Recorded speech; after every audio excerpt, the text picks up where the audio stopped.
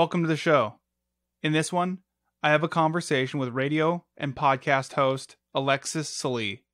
Alexis has worked in radio for about 10 years now. She started right out of high school at 90.3 KMBA in Anchorage. She was a sound editor on a radio program called Earth Songs. She now hosts and produces Indigify. Both of those programs feature modern music by Indigenous artists. In addition to Indigify, she hosts a podcast called Native Artist, where she talks with Indigenous artists about their creative journeys. This podcast is made possible through the generous support of the Crude Magazine Patreon subscribers. If you already subscribe to the Crude Magazine Patreon, thank you. For those listeners who aren't, please consider subscribing at www.patreon.com/crudemagazine. That's patreon.com/crudemagazine, and pick the subscription tier that works for you. I want to thank everyone subscribed at the Company Man tier. These are the people who have subscribed to the Crude Magazine Patreon for $50 or more. Trina Duber, Seward Brewing Company, The Grind Coffee Shop in Juneau, Derek Adolph, Blue and Gold Board Shop, Sharon Liska, Alaska Surf Adventure, and Aquila Space. Thank you to all the Patreon subscribers. Your money and your support make these conversations possible. Okay, back to Alexis Salee. Alexis says that she's always asked a lot of questions, and that she's always learned best by listening. She feels like that must be connected to her Indigenous background of oral storytelling that keeps tradition alive. When she thinks about the future, she hopes that there will be more Indigenous representation in the media, that they'll be able to fund their own projects and make the final decisions on those projects, because then there'll be a genuine reflection of how they see themselves. So here she is, Alexis Salee.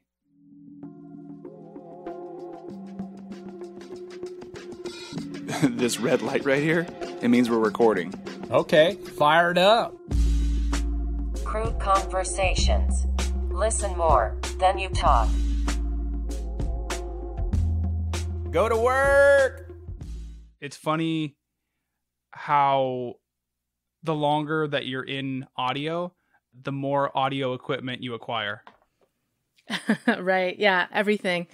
I do like a lot of different sound design and editing for movies and projects. So everything that I can get my hands on, even just, I'm starting to find myself buying smaller mics too, stuff that I can travel with and record something quick on my phone. I've bought quite a bit of equipment through this quarantine so far. What has been your favorite new audio equipment thing that you've bought recently? Actually, the mic I'm using right now, it's called a Bumblebee, and it looks really nice and sounds really good, and it's only $89, and it's kind of amazing. It's from the same company that makes Blue microphones, and they're selling all these mics for really cheap sound, and they sound really good. I really love this microphone. I've also been, what else? Since I work in production, we've had to really pivot our remote production recording and trying to do that without breaking the bank. And so we've been using the Rode Wireless Go kit. And if you ever use lavalier mics, you have to pair them to the same frequency. And sometimes that can be really hard for someone that doesn't really know tech that well. So the Rode Go's, they come auto paired and they're only $200, and they sound phenomenally great. And you can plug any kind of lavalier in there that it takes. And kind of geeking out on all this stuff. One thing that I've noticed, having done the podcast for a couple years now, is that in the beginning I was super meticulous about the audio quality, and it got to a point where listeners were like, dude, it sounds fine. It sounded fine for the last couple months, for the last year. You're just, you're kind of spinning out. That's what it is. I mean, even when I edit, I sometimes I'm like, am I overdoing this too much? I'm getting way too into this. For sure. So how are you? I'm doing pretty good. I just came home on Monday. Feels really good to be home. I was quarantined in California for the last few months. It's nice to be with family, and I'm quarantining in one of the rooms here. And it's going to be nice to go camping this weekend, so I'm looking forward to it. How are you doing? I'm good. I'm actually, I've talked about it a few times on the podcast as well as with my wife, but the quarantine aspect of this pandemic really works well with me. So I've found that I'm not the type of person to get cagey. Mm. You know, I kind of appreciate being able to hunker down and, you know, just work on projects. Yeah. Well, I think too, growing up in Alaska, if you grew up here, we kind of get used to that in the wintertime, like just staying in all winter. At least I did. And I don't know, for me, same, like I just was able to hunker down and edit and do stuff. And I am actually caught up with everything, which is amazing.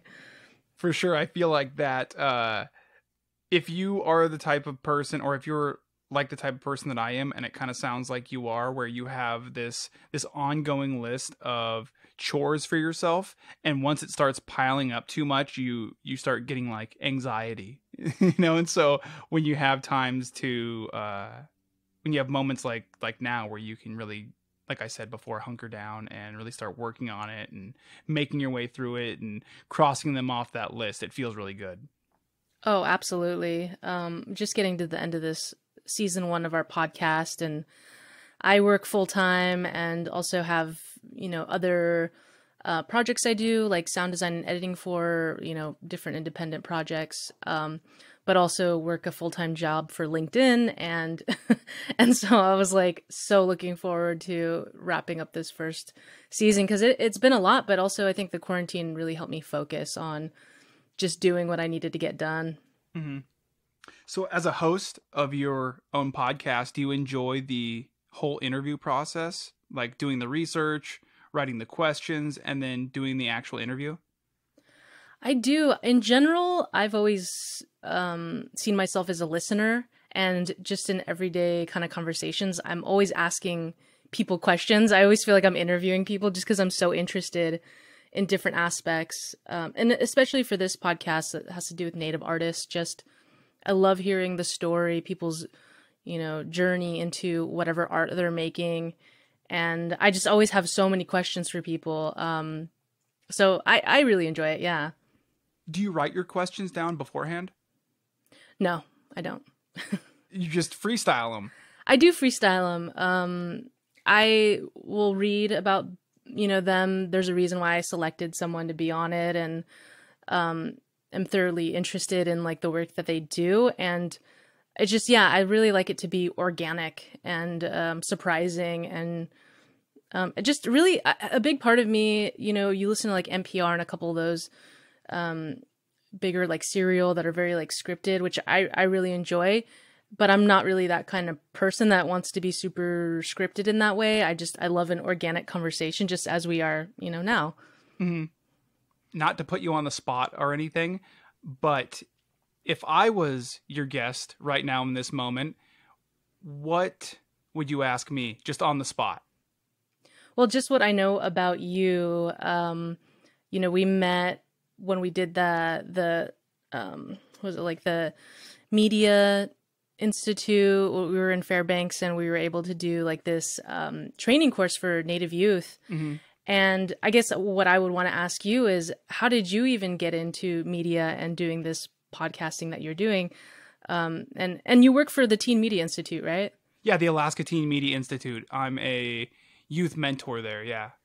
And I think that's so cool. It's that workshop really opened my eyes to see, just to see the kid. You know, we did like a video sort of workshop setup, and to see the kids really get into that, and even the shy ones that didn't want to be on camera, like to be operating camera and to have that opportunity, and it just to open their eyes in that way. Really, I really took so much away from that experience. And I don't know, maybe I'm getting older where I'm like, I need to give back more. Well, I think that's a good transition. I think that's a healthy byproduct of maturation. Is you want to see the next generation do better than our generation, or even our parents' generation.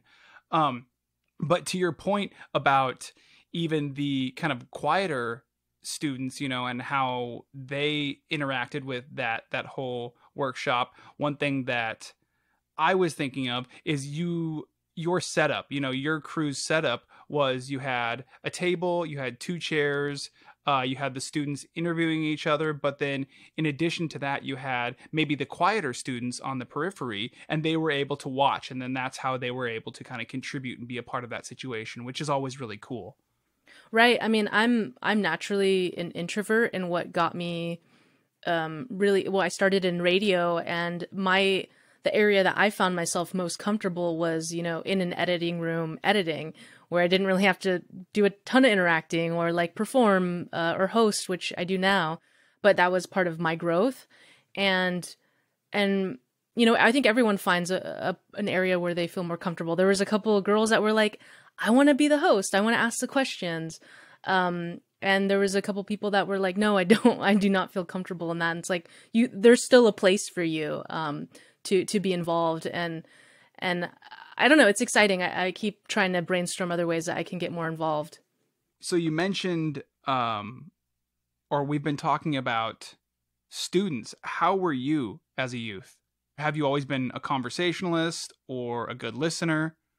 I guess I relate to a lot of the quieter students that, would have been in that workshop. I was really uninterested in a lot of things, and it's funny now where I'm so interested in things now where I'm like, I wish I listened in those classes. I wish I kind of took some of that math lessons that I just didn't care about. But no, I was a pretty shy kid, but in certain circles, like in certain friend circles, I was very comfortable and I was always just ready to take off and try new things. Like if I could have gone from like elementary to college, skip middle school and high school and all that weird awkwardness.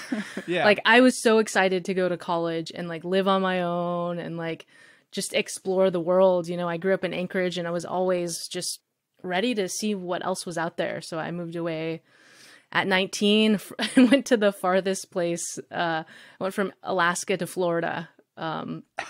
So Full Sail, right? Yeah, Full Sail. Got my degree in recording arts. And so at Full Sail at college, that's where you felt like you really started to excel.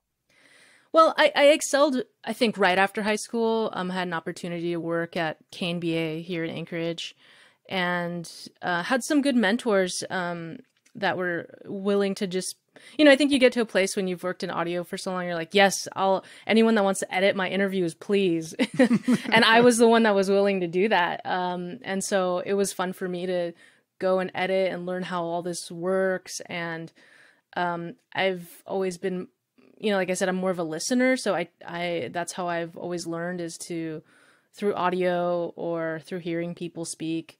And I think it's a little connected to my Indigenous background, is like, oral tradition, oral story is like how we've been able to keep our culture alive. And I always felt that there was a connection there, even with sound design. If you listen to some of the traditional music, you hear even some of the animal, like sometimes birds or seals calls and stuff like that, where it's like, dang, like those are kind of like some of the first forms of sound design. But now in digital age, where we record that and then, maybe reverse it or pitch it, do different things to it to make it work in a movie. And so I always think of that. I'm like, that's so cool. Like that somehow that was always a part of like my story that I really hadn't connected until maybe the most, a year or two ago. But yeah, when I started getting into radio, I was like, I like this stuff. Like, I really want to do sound effects for movies. Like, that would be amazing. And I always really wanted to get into movies. And so after I kind of felt like I got to a point in radio where I was like, okay, like I need to do more than this dialogue editing. that's when I pursued my degree in recording arts so I could, go to Hollywood and work on movies. So I was reading through your bio on the Indigify website, and it seems like there was a point where you shifted gears and focused more on projects that told the stories of Indigenous peoples. Does that sound about right? Yeah. I after going to LA and really having, not everyone has a story that they were able to get a job in the audio industry, audio post-production, working on film and TV. And I was lucky enough to do that and be a mix tech. So if you think of a theater and you think about a console in a theater, it's called a dub stage, has a huge 60 fader console. And I was a mix tech. So I basically was kind of in the back, and I made sure that all these channels read each other and was kind of supporting our final deliveries that would go to, the final mix right before it goes into a movie theater. Mm-hmm. And once I felt like I was learning and excelling at my job, and, that was like, it was weird because, I had one idea of like, I just want to like do these amazing movies. And then at some point in my growth as a person, I started to realize like the movies that I was working on and putting my time and skills on weren't really like, I wasn't really getting anything out of it. There was some like, B and D or C like horror movies that I was like, these are so bad. Like people are giving these people money for this, and I'm like, yeah. Oh, like I could write a story. Like I didn't go to film school, and I'm not like a creative writer, but I'm like, man, like I feel like I could write something better than this. And when I was meeting all these different directors, mostly white men, and I just felt like the content, it wasn't really what I wanted to do. And I got kind of in that time of me thinking about wanting to do some of my own independent films or directing different short films. I had an opportunity and got recruited by LinkedIn. And when you work in the movie industry, you sometimes work like 10, 12-hour days and like weeks on end and every day. And working for a tech company is nice because you're Monday through Friday, 8 to 5. And then I can spend the rest of my other time, writing, shooting stuff, and get vacation time. And so I'm like, wow, like this actually really worked out for me. So, in these last 3 years, I've really been able to take that next step into my career. So you mentioned having worked on projects like, certain horror movies, whether it's a B horror movie, kind of cheesy, yeah. And you felt like, you weren't maybe using your abilities to the best of their ability. Did you at any point feel like a responsibility to maybe to your craft, to your culture, to yourself as a person, to kind of expand and do something more worthwhile with your skills?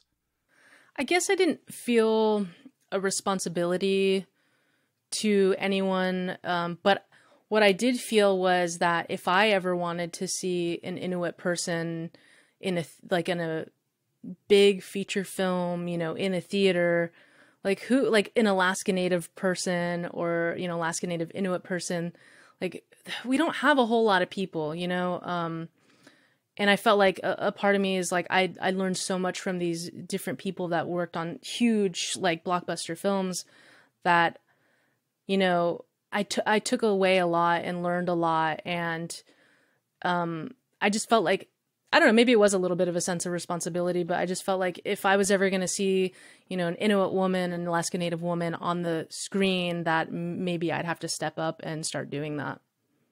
Okay, so you're in LA at this point. You're doing post-production audio stuff for movies and television. And at this point, you've gotten a chance to work on some big movies and shows. Professionally, you were on a good trajectory to continue to work on bigger and bigger projects. Was there a moment that made you decide to move back to Alaska and do what you're doing now? So I never moved back to Alaska. Okay. I still live in California. Yeah. I don't know, maybe eventually I will. I think it's weird because I spent so much of my youth wanting to get out of here and dreaming about what more there was. And now as I'm getting older, like literally every year I come back like home, like every summer, or like because all my family's here, you know, a lot of my community's here, and it's home for me. It's a place I come back to, and I do see me at some point, maybe in the future, planting some roots back home. But as far as my career, like, the opportunities are in Los Angeles, and you know, I always think about the projects I'm doing, and everything I write or am considering putting together is so based on home. Like last year I shot Who We Are in Nome, Alaska, and I see myself continuing to shoot films in Alaska, and hopefully, you know, look at opportunities of training other people to try to get more Alaska Natives, you know, on a set and getting them some skills, and maybe looking at how we can build more opportunities here. I know we used to have those tax incentives, which was great. Who knows if they'll come back? Okay, so let's talk about your podcast for a little bit. Okay.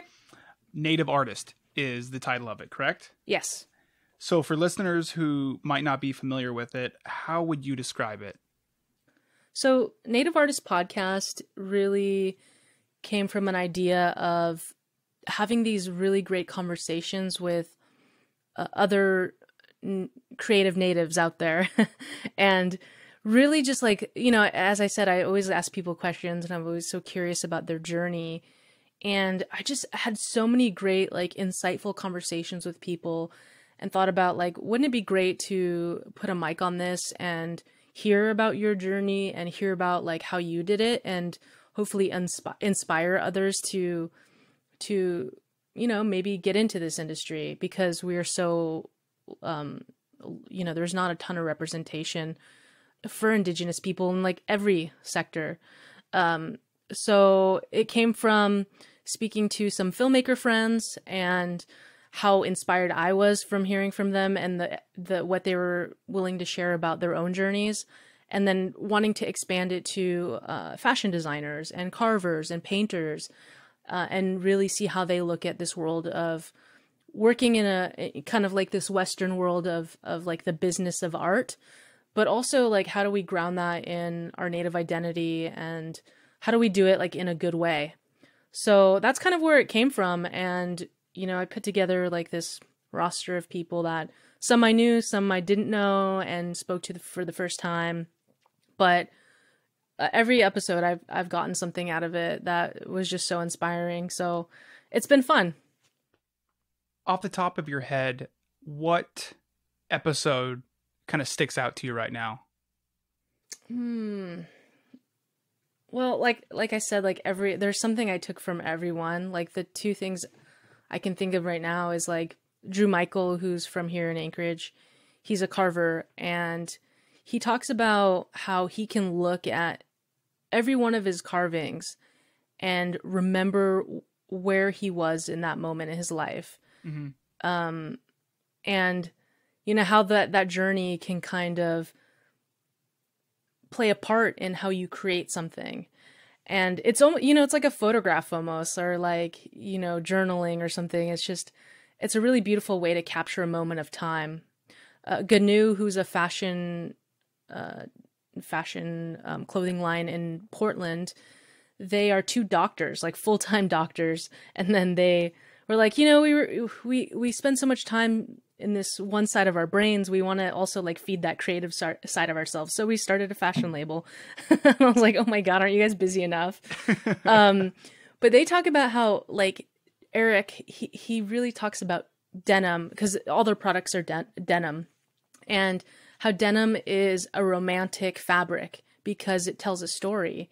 And he has all these old pieces of denim from his family, and you can see like what people cared about. You can see what people carried with him, because denim tends to etch, you know, whether it's a tool or a wallet or how someone walks, it stretches and molds to that person's body. And I just thought it was such a beautiful thing of like telling story, and like every piece of clothing that they create is very much based on like a family story or something related to their Indigenous teachings or background. And I was like, I never really thought of clothes like that, I guess.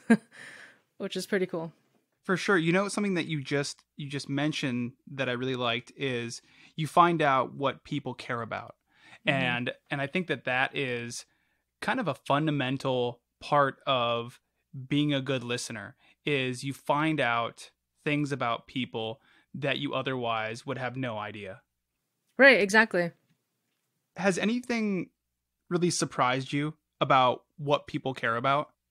For instance, the denim, right? Like with me, I would never think that. I just put on the pants and I'd wear them. I wouldn't give it a second thought. I wouldn't think of it as art. But when you talk to somebody, you're like, oh, this thing that I pretty much passively encounter and have a relationship with every single day is kind of, it's a big part of someone else's life.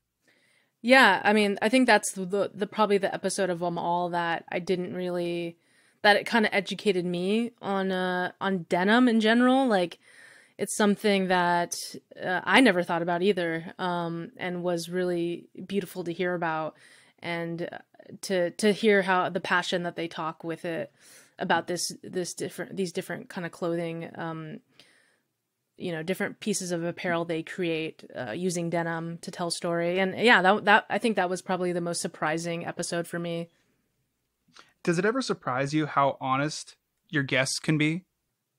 Yeah, I mean, and it's interesting. I mean, the more you learn about someone and you're like, oh yeah, I guess that makes sense, like how open they were just now. Like with Drew, he was adopted out of the culture and was raised by two white parents, and really, like, he really talked about that time in his life and being a gay man and not really having a role model, or like when he was 13, his adopted mother made his adopted father take him to UAA for a carving class, and the piece that they made, like, his adopted father like wasn't used to working with his hands, so Drew had to like finish the piece for him, and he was like, it's so interesting, like it was like he had to guide his adoptive father, and it was like something within him as a Native person that like, so this spoke to him where he made a career out of it. Mm-hmm.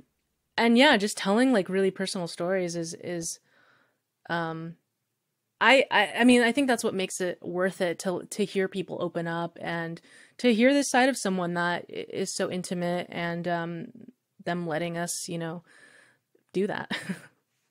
How often do you reciprocate your guests' honesty? I guess I really try to focus it on them.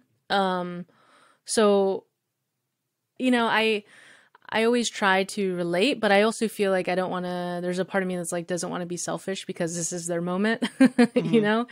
I always have this feeling of like, I don't want to talk about myself. Like, let's keep it on you.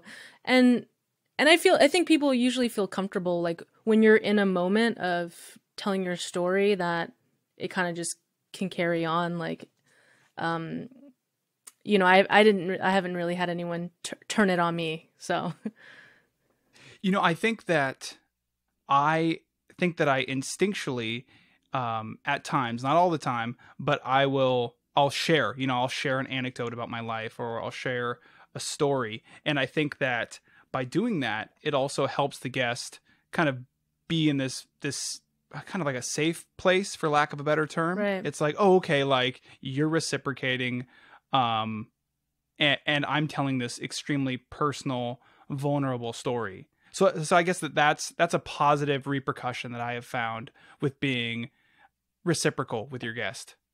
Do you find it being different when you know your guest really well?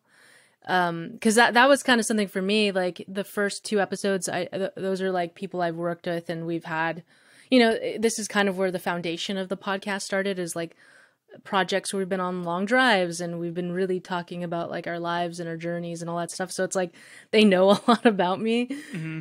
Do you find that with your, some of the guests you interview? What I do is I try to do a lot of research on guests. Some have more information out there than others. So let me see a good way to put this. It's different for different people. So if I'm talking about drugs or alcohol with a guest, or they're talking about it with me, then I probably have something to contribute to that situation, because alcoholism is kind of rampant throughout my entire family. not my entire family, but large portions of my family. So I actually have something to contribute to that. Whereas if I'm talking to, say, a buddy about snowboarding, that sounds like, or that seems like it might remain a little superficial, right?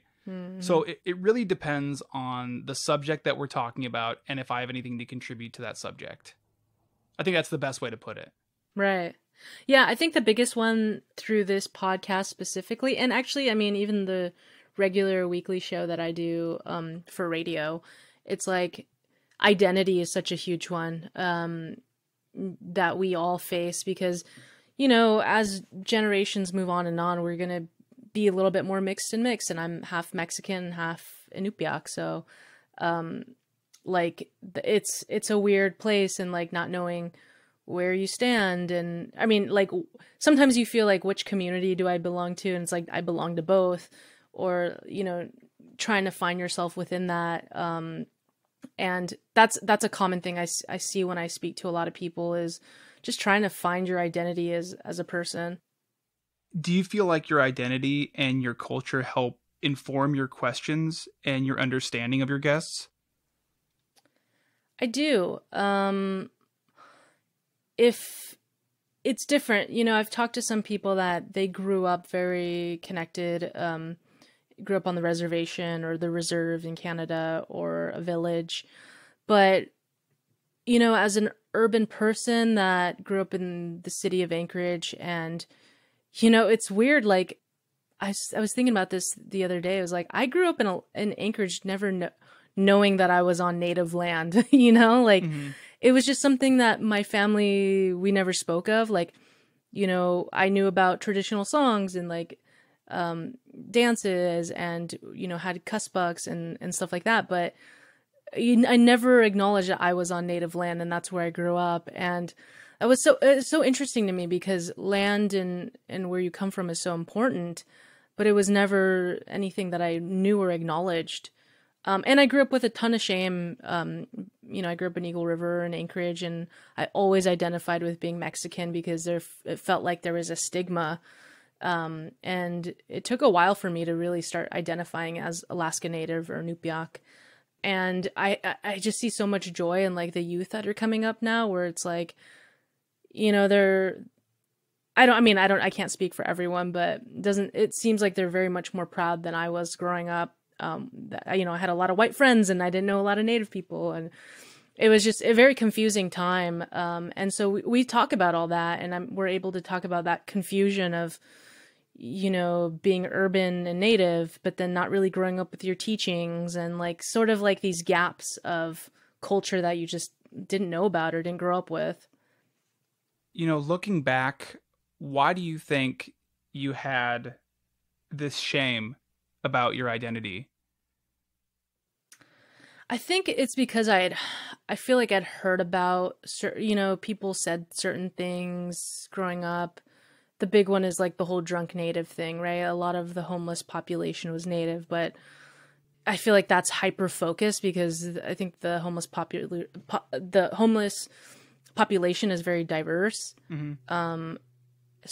There was always like this weird like thing of being a drunk Native, or like there was something about just, I don't know what it was. It's just something that revolved around it, where it was just easy for me as a brown person to be like, I'm Mexican, you know? And yeah, I don't know what it was about that time. And it could be just part of that feeling like I grew up in a white neighborhood in Eagle River with like mostly military families that, you know, I felt like wouldn't understand any of this, where it's like, what if I grew up in like, you know, a village, or like what would my experience be like than growing up in a city? So in the aftermath of the killing of George Floyd, I've talked with a number of prominent Black voices in the Alaska community about police brutality and systemic racism. And many of them have said that Alaska Native people endure the worst racism in Alaska. Do you have any thoughts on that? Oh, yeah, absolutely. I think, and we feel the repercussions still. And I mean, even if you look at some of the statistics, I know that Alaska Native people, it's like, I think Alaska Native men are like number one, and then it's Black men. For Police brutality. I'm not 100%. I could be wrong. But I know, Native and Black men were among the highest here in Alaska. I think, I'm not an expert in this, so I don't really feel that comfortable speaking about it, but yeah. Well, you can talk about it through your own perspective. I think that's always super helpful.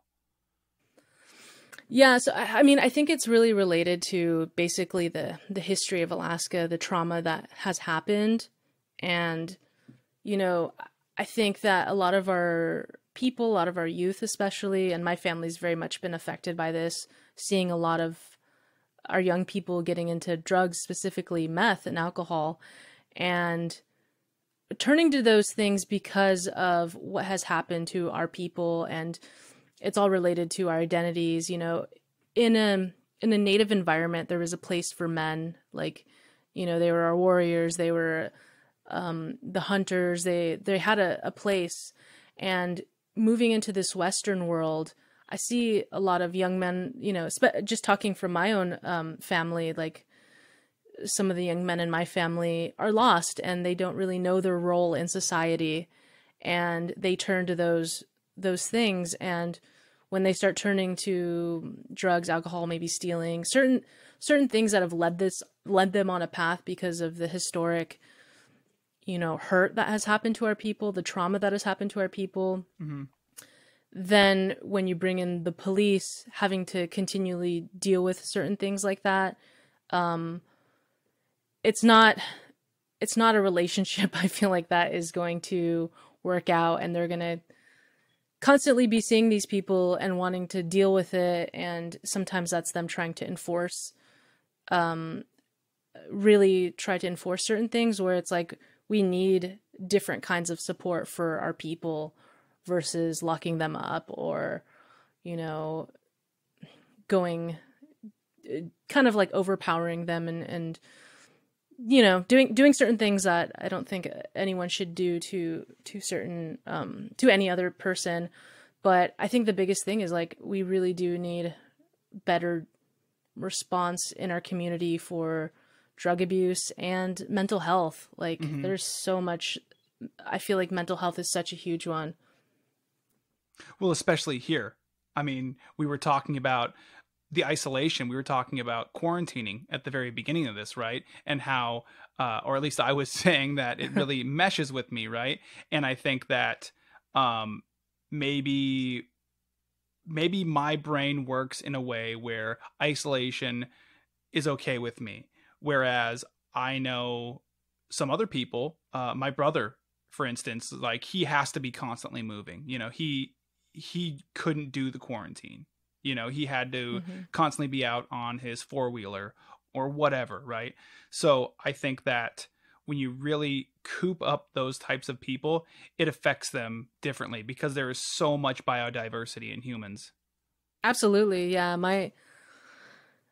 I mean, I'm a creature that likes to stay home. So this is like so easy for me. Like, this is like my comfort. I'm very much a homebody. But I do know a lot of people that it's really hard for them. And especially if you have kids, like balancing that, taking on being a parent, all the time without, and teaching and trying to work and trying to just keep your mental health together. It's a lot for people.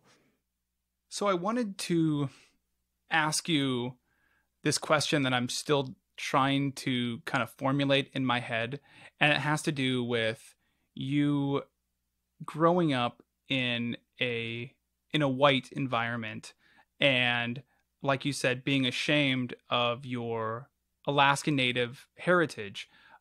Was there a moment where you became aware of your heritage? You became aware of, okay, I'm Alaska Native and I'm going to embrace this? I don't think there was really a moment. I think it was like a continued sort of like my healing journey. And a lot of people have a lot of Native people have their own healing journeys of understanding and also understanding like why your family maybe didn't teach you certain things, why you didn't grow up, you know, dancing or knowing songs or speaking your language. You know, for my family, my grandma, you know, she had a bad experience in school. You know, we don't talk about certain things in my family. It's, there's a lot of trauma that has happened that has repercussions of us not knowing certain things, and also trying to be respectful of our elders and what they have gone through. And trying to find other ways to continually learn. And that's been quite a struggle for me. And, you know, even learning how to introduce yourself in your native language. Like, I know more people are learning how to do that. And that's like something I hope to start really getting into in the next year, because I would love to do that. You know, I'd love to acknowledge myself and acknowledge my family in my language. And yeah, I don't think there was ever one moment. I think it was just a continued education and understanding, and especially being out of state, after, you know, for the last 8 years or so, I felt like I always had to educate people, on being Alaska Native and being from Alaska. You know, like if you ever go to the Lower 48, people are always have this like idea of what Alaska's like. And so I felt like the more I was like having to educate people, the more I was like kind of learning about my own self and like the place I came from and the people I came from. Yeah, it's just been a journey. What kinds of things are you finding you educating other people on down in the States? Well, you know, it's the first one that's always like kind of weird is like the igloo stuff. Yeah. It's like, no. I'm always like, Anchorage is a normal, regular city like any other city. Yes, we have normal summers. The sun is out. There's no snow year round. Just like basic stuff like that. And then I always try to go a little farther and let them know that it's not just one tribe up here. We have, you know, 13 Alaska Native tribes. We're all very different depending on what area of Alaska you are.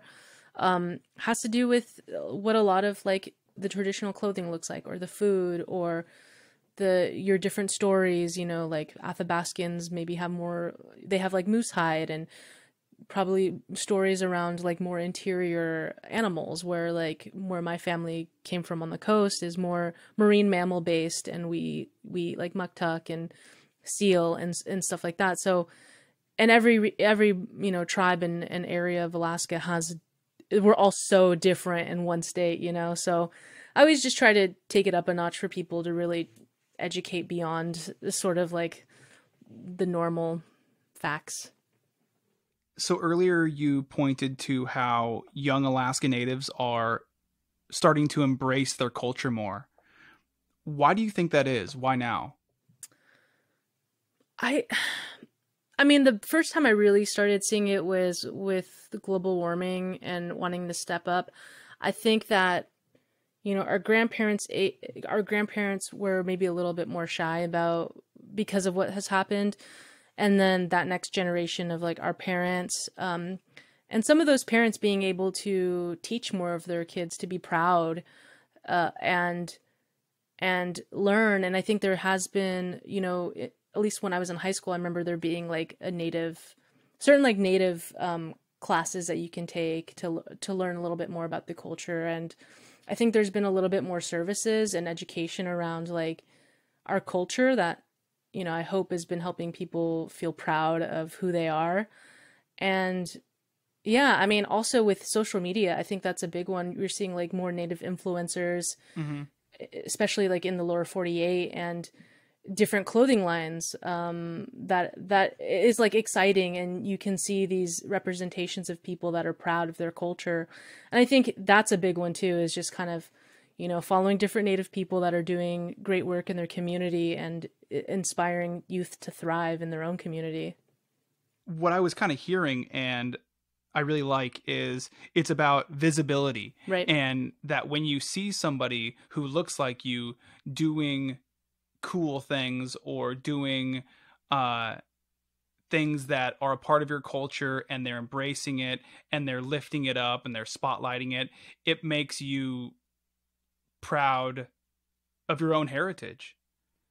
Right. Yeah. I mean, I always get inspired when I see other Native filmmakers doing, stories on their culture. And, it could be anything. Like I have a really good friend who he just shot like a little video on his wife was pregnant with his first child, and just like this little video of like to his future child, and it was so beautiful that like it wasn't like super like nativized or anything. It was just like two Native people sharing their love story to the youth that they're the child that they're about to bring into the world, and to do it in such a high quality way. And I'm seeing more and more people like my buddy Chad, and it was directed by my friend Ben in Washington. They had an online concert for COVID-19 relief, and in Washington, and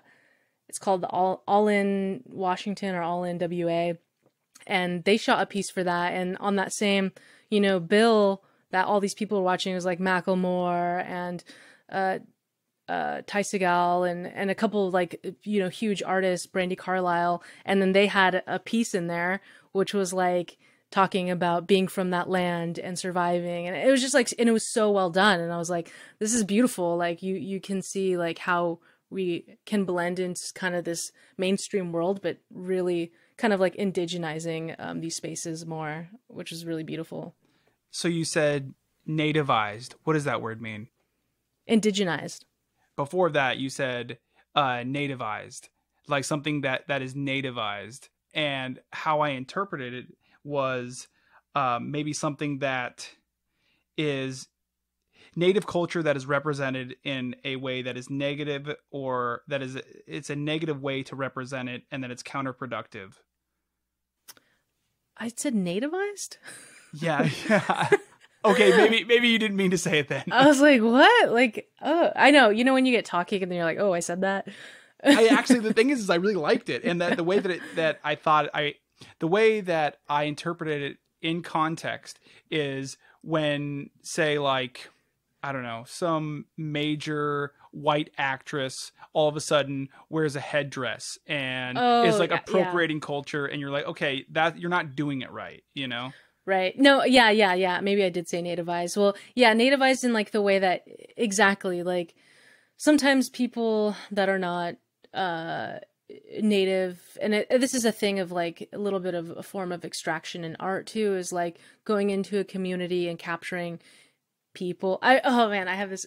I was in Bristol Bay last summer, and this lady that we were filming with, she was telling me about how they had this crew for Bristol Bay Native Corporation shooting a couple photos for some stuff, but the crew was all white, and they really wanted her to put on like her cussbuck or like really like native stuff while she cut her fish. And she's like, I wouldn't wear that when I cut fish. Like that's just not something I would do. And so like sometimes people try to over exaggerate what we actually are as Native people, and wanting to see like this like it's like what they think of us versus who we really are. And I see a lot of issue with that, because it doesn't really represent who we are. As we are just modern people. We wear regular clothes. We don't wear cussbucks 24 hours a day. And so I think the more that we can show that we're just, just like any other person, I think in Europe they have an idea. I know some friends, Native artists, that have gone to Europe, and they're like Germany specifically is really obsessed with like Native people and like wearing your regalia and all this stuff and like headdresses, and it's like that's not all indigenous people, and you only wear those in certain times for powwows or certain stuff like that, but it's not like that's not what we wear 24 hours a day, and it wouldn't make sense to shoot a regular video with that on. It's like certain people try to reenact a stereotype. Exactly. Yeah. You mentioned Germany, and I heard, and I don't know if you have anything to say about this, because it seems like I only heard it from one German, and I think he worked for the cable company, and he came to my house and he was installing the internet. And I'm sitting in the office of my house and I'm talking to him, and he starts talking about this like long-standing love that the Germans have for Alaska. Have you ever heard of this? No, I've just heard of them really loving Native Americans, but I haven't heard any specific Alaska comments. Okay. Well, I think that's probably where that ends then, because I have nothing else to say about it.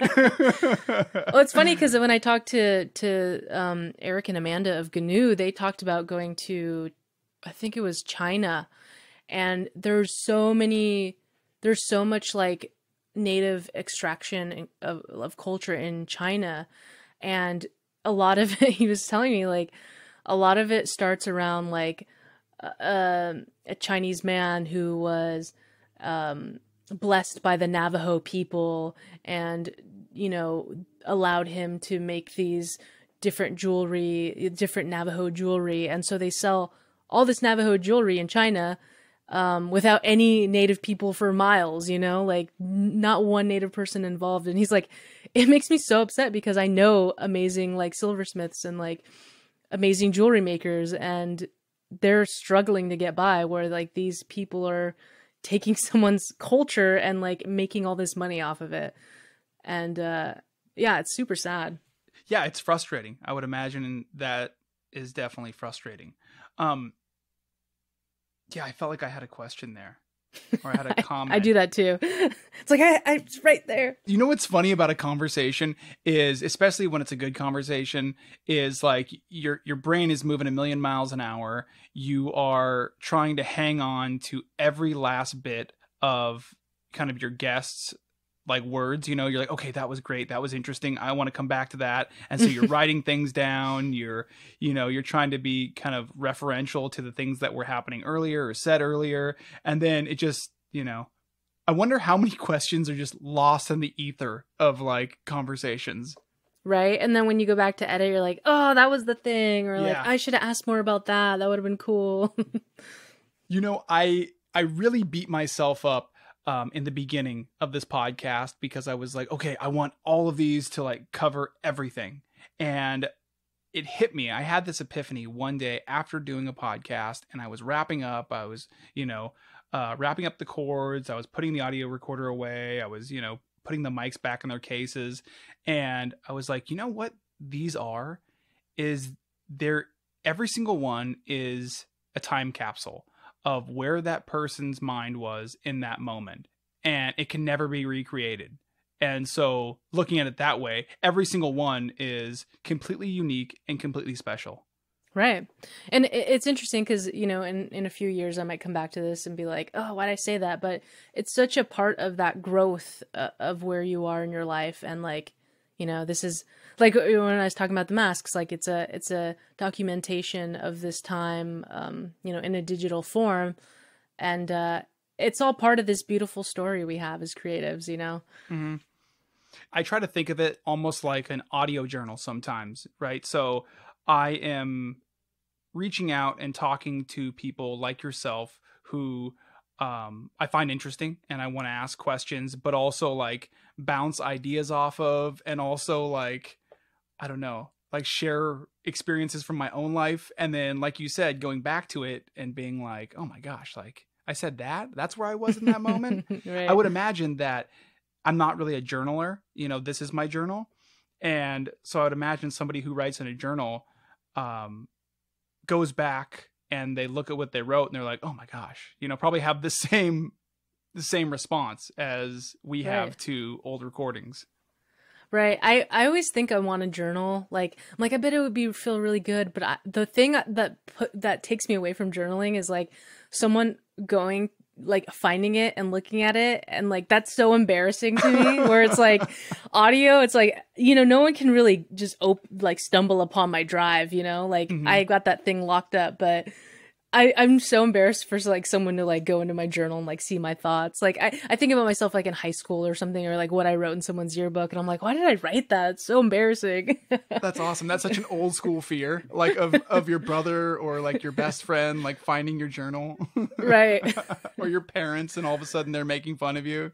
Right. It's just so embarrassing. It's like, oh, I had a crush on this person, or like you're talking about someone, you're like, oh, like please don't ever see that. Okay, so I have one more question for you. All right. And I'm sure you've heard it before because it's a pretty stock question, but I think it fits well here because as a host, I'm sure you spend a lot of time thinking about questions, maybe not writing them down, but thinking about them. So my question is, what is a question that you've never been asked that you wish somebody, an interviewer, would ask you? Ooh, that's hard. A question that I would want an interviewer to ask me. I guess I'm definitely overthinking it. I'm like, could it be something about my family that no one's ever asked about? I guess, where I would love to see, I don't know, myself in the future, or where I would love to see media in Alaska in the future. Yeah, because I'm really excited. I'm very excited about the potential in Alaska, and my potential of like wanting to continue to do projects here in Alaska, and also make sure that the crews that I build for different projects have Native people in front and behind the camera. Mm-hmm. That's something that a lot of people don't talk about. We talk about representation, and it's, for most consumer people, it's, you know, what's in the frame, but a lot of times we're not thinking about the producers, the directors, the camera people, but also just like, who are the decision makers, right? Like, I always think that to really, I compare the Native community a lot to the Black community, and I think they're such a great model for empowering their community. And, you know, people like Ava DuVernay and the documentary she puts together, like her crews are, you know, it's very much like Black people making decisions. And I would love to see that for our community. I would love to see Indigenous people being able to fund their own projects and being able to make the final decisions on those projects in the way that, you know, we truly see ourselves, in the way that we truly want to tell a story, without, you know, these, or having some allies that really can help, you know, push our stories in the right way, and help our creatives really get the full story that they want to put out there, without, like, you know, having their own stamp on it, you know, like, mm-hmm.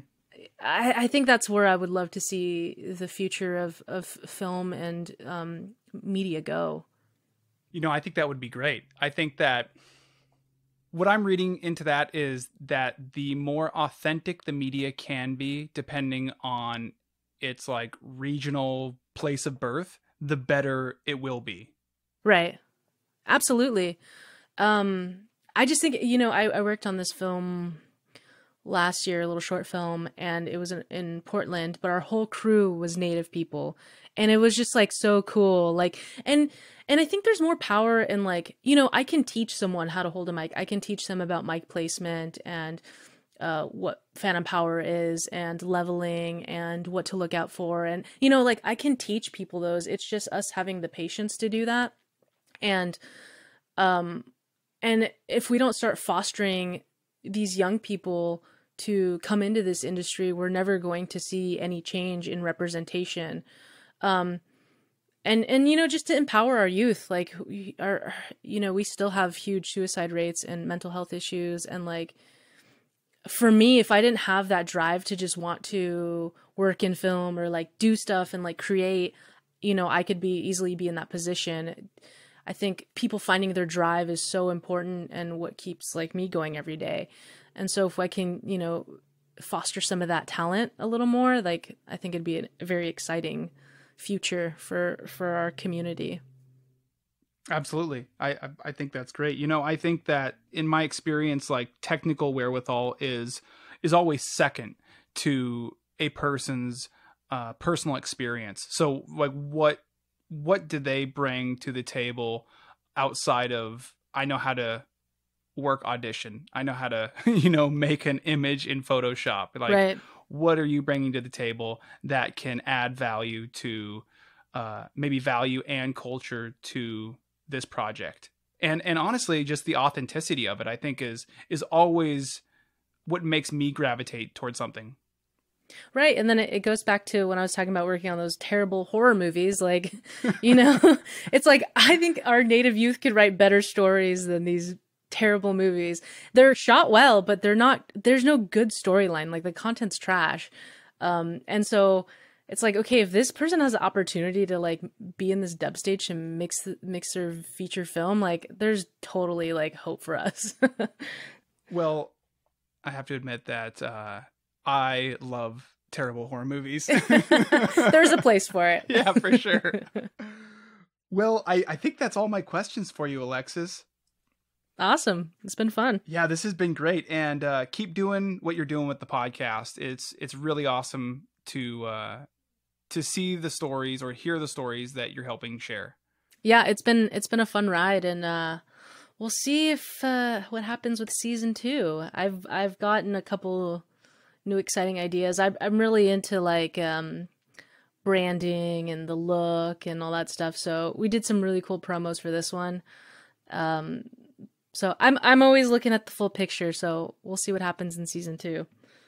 I just flipped to this other page and I found another question that I really wanted to ask you. Sure. Yeah. Why not? Would you consider what you do with the podcast a piece of entertainment or a piece of journalism? Ooh. I think neither. I think it's more storytelling. Okay. I've never seen myself as a journalist. Like that's just not, it's not me. I just feel like I'm having like it's kind of related to this, like what would you consider this, entertainment or journalism? I would personally consider this journalism because I'm a journalist, and how I look at these, even like the most entertainment based podcasts, what it's doing is it is exposing the people of Alaska and even the people outside of Alaska, because the world is so much smaller now with the internet, right? Mm-hmm. It's exposing everyone to these different characters that are representative of Alaska, and to understand them is to understand this place, right? So you're educating people in a way and helping them. You have a very broad amount of topics. I guess for me, I don't feel like a journalist myself. So, and that's cool. Like that's amazing. Like I love hearing that, what your content is. For me, I guess it's more of, it's just not my background. So maybe I don't feel comfortable with that. I guess I feel like it's more storytelling because one, people are really sharing, it's really focused on them. It's really focused on their journey. And a lot of it is them talking, I'm asking and we're having a few conversation piece questions, but I really am more spotlighting it on them to have the voice. And also, bringing in music to kind of help people go along on the journey. Mm-hmm. So yeah, I guess for me, yeah, that's kind of what I would think for me. Well, I personally would consider what you're doing journalism. I've won a couple journalism awards, which is interesting. Well, there you go. You're a journalist. Congratulations. I'm just realizing it after, gosh, what, 10 years in radio?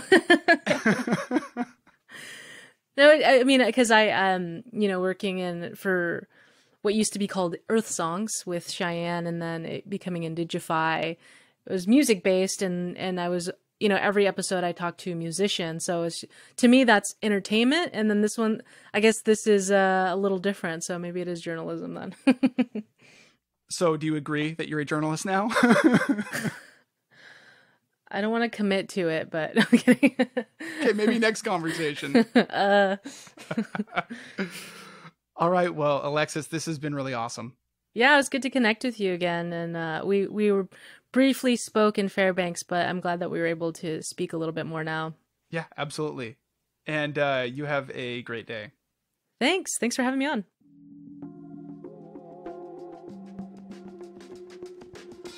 You can support local grassroots journalism at www.patreon.com/Crude Magazine. Crude Conversations is written, hosted, and produced by me, Cody Liska, for Crude Magazine. Music was produced by Alcoda Beats.